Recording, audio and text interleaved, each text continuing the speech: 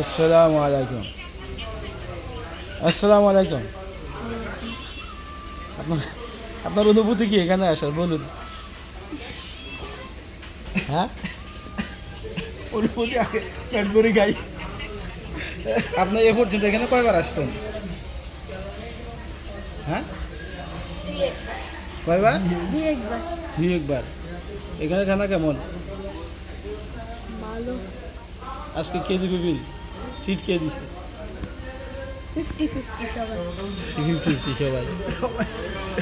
আর আপনার আঙ্কেল চলে যাবে, উদ্দেশ্যে আপনার কিছু বলার আছে? আমি বলছি যে একসাথে যাইতো। একসাথে একসাথে বিমানে তো জায়গা হইতো না। হ্যাঁ।